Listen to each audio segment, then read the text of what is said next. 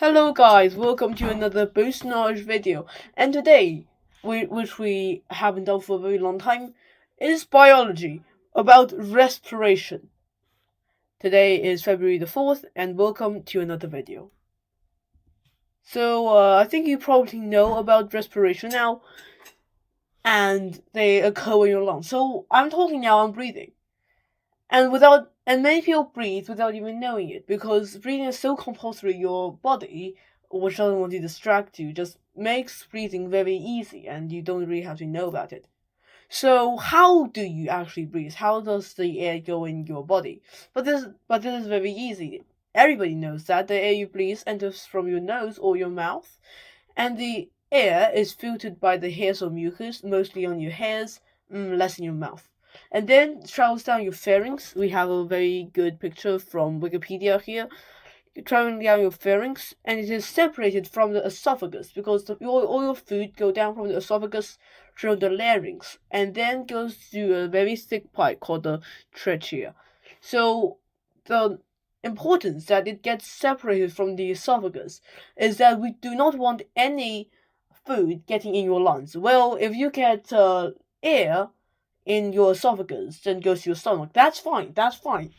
Nothing bad happens. There is air in the esophagus. It don't want to damage anything. But the food going in the lungs will block the lungs pipes. It will not do anything good. It just stay there. It will rot. So we don't want that. So there is something called the larynx that actually separates it. So you can. So a fun fact is you cannot breathe when you swallow. So when you swallow, you're actually holding your breath. So it goes down a thick pipe called the trachea, and the trachea must be very thick. It's it's very stable. It's not very easily broken. Like the esophagus is not very easily broken. It's just very flexible, not very rigid and hard, because food going down it just makes it hard, and that's easy. That's exactly how nature works. If you get a very a big pipe that doesn't really be very rigid, and you throw something down it, it goes down easily. However, if you want to pump air down it, it needs a negative amount of pressure, and if the pipe is not very thick, you have to require a lot of energy to do it. And as I said before, the point of the respiratory system is to make it as easy as possible. So what's the point of making it very difficult? So why not make a harder pipe? So the pipe is actually very rigid, and although there can be lots of problems such as asthma, that's very rare. And I guarantee that if you don't have asthma, you can be very safe. Be very safe in breathing down. So in the lungs, there are like tree-like structures called here it is bronchi that actually goes down to the main parts, the alveoli. I don't know if I'm pronouncing it right, but I think it's alveoli. And then there is something called the gas exchange. The O2 or the oxygen, we talked about that in chemistry. It's not O, it's O2. It just goes to the heart. It travels to the heart via blood vessels, and the heart gets the CO2 from all around the body and gives it to the alveoli. Why do you want the CO2? Because CO2 is bad, and our cells have to function with O2, and they can't do it with CO2. But why have so much CO2? Because the CO2 is actually generated after the cells do work. So it's kind of like adding something to the O2, making it into something you want, and then throwing the waste product away, which is the CO2. It's a bit like what you do in the factory, actually. So the heart and the lungs are actually parts in the factory where the things like the O2 and CO2, the useful products and the wasteful products, are transferred in and out of the body.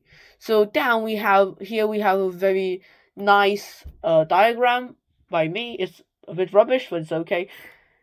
The body gives CO2 to the heart, that's a waste product, then it's transferred to the lungs, then out of the body. Then the body gives the lungs O2, gives the heart O2, then the heart pumps the O2 around the body via blood vessels and gives the whole body oxygen, and it's actually how it works. Let's go to the next page. Oops. This lesson is surprisingly short, but, well, it's very easy to understand, I think. So, now we talk about the important parts and the usages of the respiratory system. So, why do you need a respiratory system? You might say, well, I want to live, or, well, to get oxygen for your body, or, well, it's just how people are made. These three answers are technically correct, but they don't get the point. Because the respiratory system, let's look at the down part, firstly ignoring the upper part. Everybody go down to why need the respiratory system part. Yeah. So it's present for many reasons. So firstly, you're correct to give your body oxygen. Because very long time ago, when the evolution was fish, there was something called diffusion. And I'm sorry guys, I have not told this in chemistry. We'll do that in a later lesson in chemistry. But diffusion is when high concentration mass goes to a low concentration mass. For example, if you think of a box, like a waterproof box, and there's something separating the box, nothing can go through the both sides, in the middle, and on the left part there's lots of water, on the right part there's very little water, and then you open the middle part, let water go through. And the thing is, that's common sense. It's definitely common sense. The larger amount of water flows naturally to the lower part of water until they are even. And this occurs when you open up a dot. But water can actually, or any other substance, can actually travel through very thin parts. So it is actually possible for the air to go through your skull, your skin, and reach a neuron in your brain, or anything you want, a cell or something. And it is actually doing that. But what are the drawbacks? One, it's very slow. It might take months and months and even years. It's very hard for the air to penetrate your body. And the second thing is there are not enough of the air going in. Your body will die of exhaustion. So that's how species evolved. I know there are lots of people who will disagree with evolution, but we're learning science, we're not learning religious study, we're not learning the argument, so stick with the theory of evolution now. They will but literally taking the air from your mouth and nose, allows large parts, many of the oxygen to get into your lungs, where the lungs will transfer it to the parts of your body via your heart and blood vessels. So imagine maybe if you wanted to go from London to Edinburgh, an easy method would be to walk there. Yes, you don't need to build anything. It's very easy. Just walk there. But it'll take about a month or something, and it's very hard. If a lot of people are in London and Edinburgh needs workforce, walking there isn't an option. If Edinburgh needs something and London can give it to it very quickly, then it doesn't work. However, if you use the bulk method, as it's called, breathing down to your lungs and going to the part of your body, it's like taking a high-speed train to LNER or taking a plane. Where lots of people board a single train and it's transported down to Edinburgh. That's an example, of course. It's just to get you understanding. They don't work exactly like that, but it's very close. And the second thing we need a respiratory system for is to give us energy to break down food and provide energy for cells. So, we probably know that is linked to the first point. If we don't have enough energy to break down food, because there are food stored in energies, there are many banana batteries or orange batteries or anything, potato batteries, they're energy in your food, but they're like traps in them. You have to eat them and break them down in order for the energy to really go to your body. Because if you don't, there's no use of that. And also the important thing is for there to be enough energy. If the energy only comes from diffusion, like walking to Edinburgh, the people might go at once, or go at once, but their definitely speed varies, and the route varies. So they're only going there one by one, there's not enough workforce, it'll die out. However, if everybody goes at the same time, it actually provides enough force to supply the energy required to break down the food, and then the food can release this energy and give it to the cells we need for like movement in cells, for example, the RNA transfer, etc. That's very complicated biology. And now moving on to our last point, how does the air actually go in? Because there's definitely lots of germs in the air, no matter where you are. There are like bad germs, bad bacteria. There's every sort of thing. They are like radioactive elements, they're like radon. And they are all elements you don't need, like carbon dioxide. Or sometimes even very rare elements. So like potassium. So how can you prevent these from being sucked into your body? Actually, as our diagram, thanks to Wikipedia, on the left, and this part on the top shows there's actually many hairs and mucuses that can actually trap the dust and bacteria. Because you see, the dust in the air are really small. We can't see them. If we could really see the dust, it must be a sandstorm. But we don't live in sandstorms. We live in like air with diameters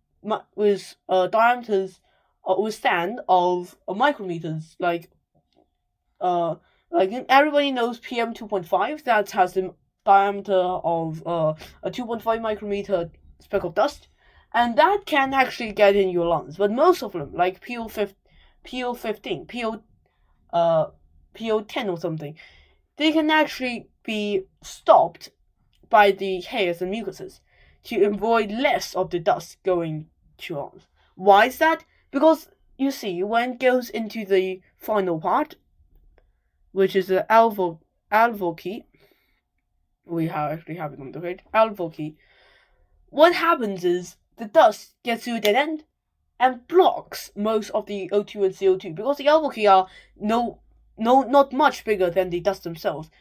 The thing is that it's going to get into trouble, and it's going to block the alveoli. Well, there are 300 million alveoli in our body, but what if each and every one of them gets blocked?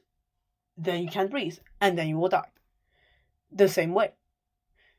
So the job of the bronchi, the mucus and hairs on the bronchi and the pipe and your nose, actually filter the air, and they do a very good job of doing that.